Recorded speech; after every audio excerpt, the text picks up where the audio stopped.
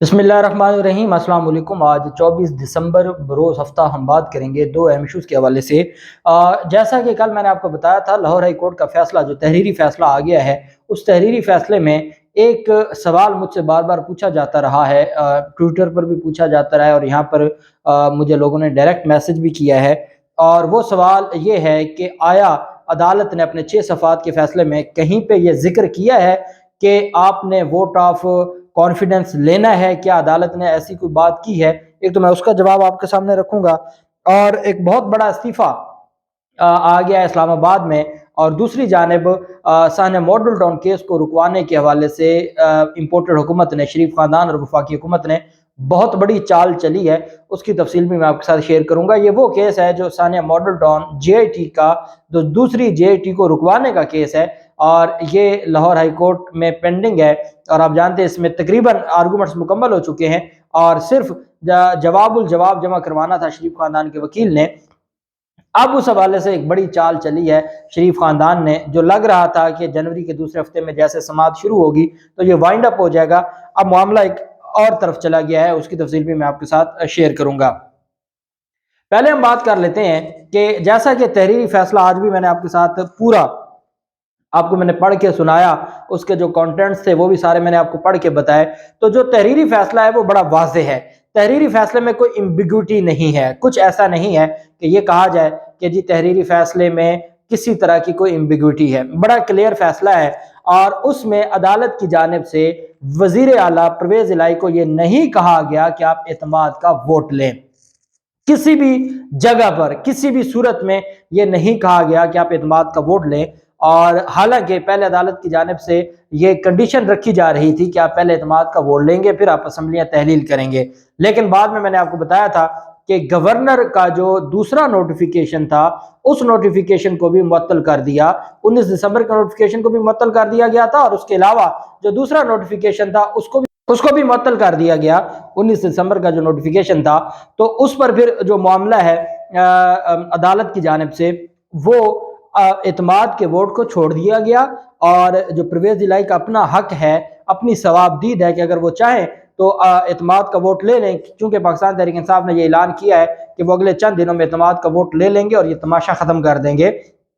ताकि मामला असम्बलियों की तहलील का जो मामला है वो आगे जाए। लेकिन अल्टीमेटली अगर 2-3 दिन का टाइम दिया जाता तो 2-3 दिन के टाइम में पाकिस्तान तहरीक इंसाफ के कुछ मेंबरान ऐसे हैं जो एक हफ्ता लग सकता है, कुछ उम्रे की अदायगी के लिए गए हुए हैं, तो वो चाहते थे कि हमें एक रीजनेबल टाइम मिल जाए ताकि हम उनको वापस बुला सकें।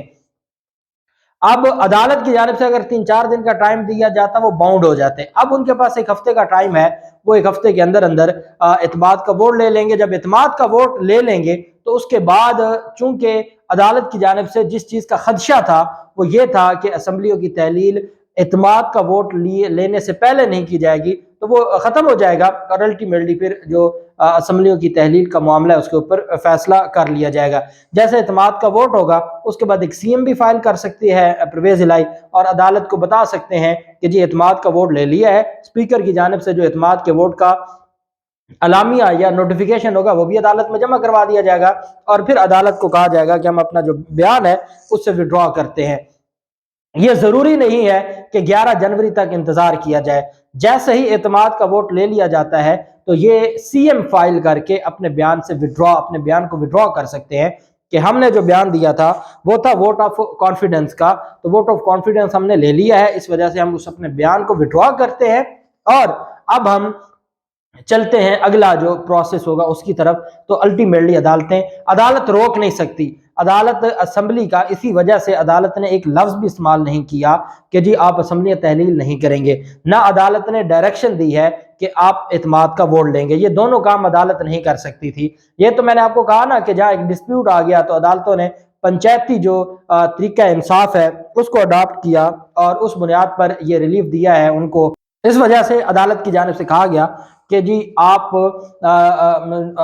हम नहीं कह सकते, डायरेक्शन नहीं दे सकते, तो ये आपकी सवाबदीद पर है। तो यही वजह है कि ये मामला जैसे ही एतमाद का वोट लिया जाएगा ये मामला वाइंड अप हो जाएगा और असम्बलियां तहलील हो जाएंगी। दूसरी जानिब एक अहम केस है और ये पाकिस्तान पीपल्स पार्टी के MNA के खिलाफ भी था और MPA کے خلاف بھی تھا، اس میں بڑی اہم پیش رفت سامنے آئی ہے ناظم جوکھیو کیس میں۔ ناظم جوکھیو کے قتل کیس میں اور اغوا کیس میں ترمیمی جو فرد جرم ہے وہ عائد کر دی گئی ہے۔ جام اویس اور ان کے 3 معاوضوں کے خلاف ترمیمی جو ترمیم شدہ فرد جرم ہے وہ عائد کی گئی ہے۔ صوبائی اسمبلی کے جو ممبر ہیں، رکن صوبائی اسمبلی جام اویس اور ان کے 6 معاوضوں سمیت فارم ہاؤس پر نومبر 2021 میں 26 سالہ ناظم جوکھیو پر تشدد اور شواہد چھپانے کی فرد جرم پہلے ہی عائد ہو چکی ہے، اور اب یہ اگلی فرد جرم تھی جو شواہد چھپانے اور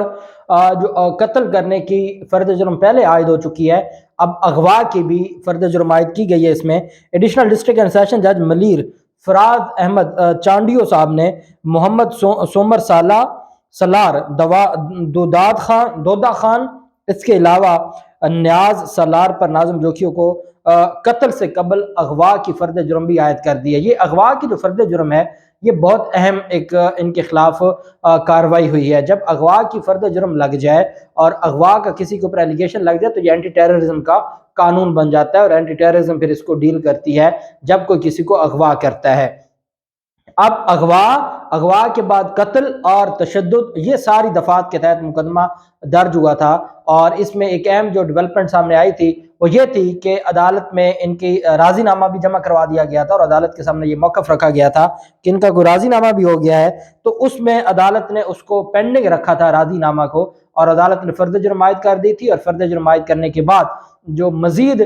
3 گواہ تھے ان پہ ایک نئی دفعہ اغوا کی دفعہ کے تحت بھی فرد جرم عائد کر دی گئی ہے، اور فاضل جج نے استغاثہ کے گواہان کو 12 جنوری کو اپنی شہادت ریکارڈ کرنے کے لیے طلب کر لیا ہے۔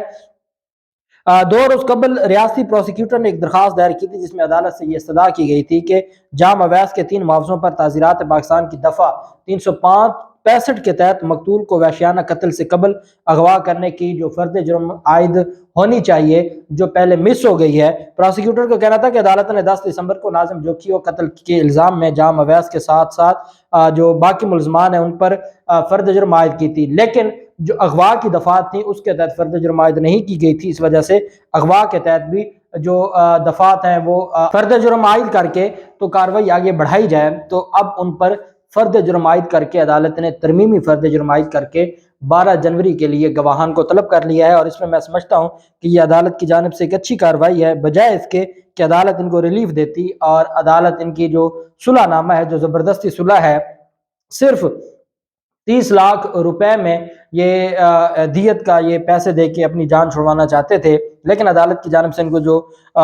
ریلیف نہیں دیا گیا، اور عدالت نے کہا کہ ٹھیک ہے ہم اس معاملے کو آگے چلاتے ہیں، فرد جرم عائد کرتے ہیں اور ٹرائل کی طرف جاتے ہیں، تو یہ معاملہ آگے چلا گیا ہے۔ دوسری جانب جو اہم ایک تفصیل سامنے آئی ہے وہ یہ ہے کہ اشتر اوصاف اٹارنی جنرل کا استعفیٰ منظور کر لیا گیا ہے۔ سپریم کورٹ آف پاکستان میں وہ عدالتوں میں پیش ہوتے رہے بطور وفاقی حکومت کے وکیل۔ اشتر اوصاف جب سے بھی اٹارنی جنرل بنے تھے وہ 2-3 مواقع پر ہی سپریم کورٹ پیش ہوئے ہیں، باقی ان پر اعتماد نہیں تھا، اور وہ معاملہ تب ڈسپیوٹ ہوا تھا جب قاضی فیصل صاحب کی جانب سے اور جسٹس طارق مسعود صاحب کی جانب سے کچھ ایلیگیشنز لگائے گئے تھے جوڈیشل کمیشن کے اجلاس پر، اور کہا گیا تھا کہ جن لوگوں کو ہم نے ڈیفر کر دیا ان کو دوبارہ ان کی جو نومینیشن ہے اس کو ملتوی کیسے رکھا جا سکتا ہے، جس میں ایک جج صاحب لاہور ہائی کورٹ کے بھی تھے، جسٹس شاہد وحید صاحب۔ پھر جو چیف جسٹس تھے عمر عطا بندیال صاحب، انہوں نے ایک آڈیو جاری کر دی تھی بطور چیئرمین جوڈیشل کمیشن، انہوں نے آڈیو جاری کر دی، اس آڈیو میں اشتر اوصاف کہہ رہے ہیں کہ ان کو ابھی ہم پینڈنگ رہنے دیتے ہیں اور اس کو اگلے اجلاس میں دیکھ لیں گے۔ اب چونکہ اشتر اوصاف کی ایک آ گئی تھی، اشتر اوصاف کی جانب سے ایک ثبوت آ گیا تھا کہ وہ بھی اس بات کو میں راضی تھے کہ ابھی ہم اس کو پینڈنگ رہنے دیتے ہیں، اس کو بنیاد بنا کے پھر وفاقی حکومت نے اور جو یہ سارا ایک پورا ایک گینگ ہے انہوں نے اشتر اوصاف کے خلاف ایک کمپین چلائی، اور اشتر اوصاف کو مجبوراً استعفیٰ دینا پڑا۔ عمران خان نے جو نیب ترمیم کے خلاف درخواست دائر کی تھی اس میں بھی انہوں نے مخدوم علی خان صاحب کو بطور وفاقی حکومت وکیل پیش کیا، اٹارنی جنرل صاحب پیش نہیں ہوئے۔ عمران خان کے خلاف جو توہین عدالت کا کیس تھا، عرشیا شریف قتل کیس میں بھی جو ایڈیشنل اٹارنی جنرل ہے وہ تو عدالت میں پیش ہوتے رہے، اشتر اوصاف صاحب پیش نہ ہوئے۔ اب ان کا استعفیٰ منظور کر لیا گیا ہے، اور صدر پاکستان کی جانب سے یہ استعفیٰ منظور کیا گیا ہے، اور ان کی جگہ پہ جن کو بنایا گیا ہے اٹارنی جنرل اور منظوری دی گئی ہے وہ ہے منصور عثمان آوان۔ منصور عثمان اوان ایڈوکیٹ صاحب، یہ وہ وکیل ہیں جو سانے ماڈل ٹاؤن میں، جن کے بارے میں آپ کو بتاتا رہا ہوں کہ انہوں نے آرگومنٹس کیے ہیں۔ اس سے پہلے وہ حمزہ شہباز کے کیسز میں سپریم کورٹ تک بھی پیش ہوئے، اور اب وہ سانے ماڈل ٹاؤن میں ملزمان کے درخواست گزاروں کی جانب سے وکیل تھے۔ ان کو، یہ لاہور سے ہیں، اور ان کو ڈاکٹر سید توقیر حسین شاہ جو کہ ہیں پرنسپل سیکرٹری ہیں، ان کو ڈاکٹر توقیر شاہ کو دوبارہ وزیر اعظم کے پرنسپل سیکرٹری مقرر کر دیا۔ شہریار علی خان کو وزیر اعظم کے معاون خصوصی برائے نجکاری کے طور پر نامزد کیا گیا ہے۔ کابینہ کا حجم اب 77 ہو گیا ہے 76 سے، اور آئے روز یہ بڑھ رہا ہے۔ اور اگلی جو تیسری ڈیولپمنٹ ہے کہ منصور عثمان کو انہوں نے اس سارے معاملے میں جو عدالت میں پیش ہونے کے لیے اٹارنی جنرل کی جانب سے ان کو بطور اٹارنی جنرل پیش کرنا کے لیے ان کو اپوائنٹ کر دیا گیا ہے، اور صدر پاکستان نے منظوری دے دی ہے۔ اب پہلے اعظم نذیر تارڑ صاحب وکیل تھے سانے ماڈل ٹاؤن کیس میں، اور اعظم نذیر تارڑ صاحب وفاقی وزیر قانون بنے، تو انہوں نے پہلے بحث وہ مکمل کر چکے تھے کہ پھر زیرو سے بحث شروع ہوگی نئے سرے سے۔ منصور عثمان اوان صاحب آ گئے، انہوں نے 4 دن بحث ہوتی رہی، اب ان کی بحث مکمل ہو چکی ہے کہ اب منصور عثمان اوان صاحب بھی اٹارنی جنرل بن گئے۔ جب وہ اٹارنی جنرل بنے تو وہ پرائیویٹ وکالت نہیں کر سکتے، تو ان کی جگہ پر اب نیا وکالت نامہ آئے گا۔ نیا وکالت نامہ آئے گا تو وہ عدالت میں نئے آرگومنٹس کی استدعا کرے گا، اور پہلے جو 2 ماہ کا پورا ایک پروسیس تھا آرگومنٹس کا، وہ کمپلیٹ ہو چکا تھا، اور ان کے کمپلیٹ ہونے کے بعد اعظم نذیر تارڑ صاحب وفاقی وزیر قانون لگ گئے تھے، اور پھر معاملہ زیرو سے شروع ہو گیا۔ اب دیکھنا یہ ہے کہ یہ شریف خاندان کی جانب سے جہاں ان کو اٹارنی جنرل لگانا تھا، وہیں پہ سانے Model Town J T case کو بھی رکوانا تھا۔ تو کیا عدالتیں ان کی اس اب جو ہوگا، کیا عدالتیں، کیونکہ جو آرگومنٹس کر چکا ہے ہو گیا آرگومنٹس نا، اب عدالت نے ہر وکیل کو نہیں سننا، ہاں ان کو کوئی 2 گھنٹے 1 گھنٹہ دے دے، اور اگر کوئی نئی بات کرنا چاہتے ہیں تو کر دیں، لیکن کیا اب عدالتیں اس کو لنگر آن ہونے دیں گی یا نہیں ہونے دیں گی؟ ابھی تو چھٹیاں ہیں، چھٹیوں کے بعد یہ معاملہ دوبارہ جب فکس ہوگا جنوری کے دوسرے ہفتے میں، تو دیکھتے ہیں کہ اب کس وکیل کو یہ سامنے لاتے ہیں، اور کیا عدالت اس سے بھی پھر ایک ہفتہ آرگومنٹ سنے گی، یا اس کو کہے گی کہ نہیں آپ کے آرگومنٹس مکمل ہو چکے ہیں۔ جواب الجواب میں اگر آپ کو گزارشات کرنا چاہتے ہیں تو کریں۔ میرا جہاں تک خیال ہے وہ یہ ہے کہ شریف خاندان جب ان کو اٹارنی جنرل لگا رہے تھے تو اس کے پیچھے یہ بھی مقصد تھا کہ سانے Model Town J T case بھی ڈیلے کا شکار ہو جائے اور وہ پینڈنگ رہے۔ دیکھتے ہیں کیا ہوتا ہے، اور پھر آگے چیف جسٹس، نئے جو چیف جسٹس آئیں گے لاہور ہائی کورٹ کے، وہ ملک شہزاد صاحب ہوں گے، تو دیکھتے ہیں کیا ہوتا ہے۔ اللہ پاک پاکستان کا بھی ناصر ہو۔ بہت شکریہ، اللہ حافظ، پاکستان زندہ باد۔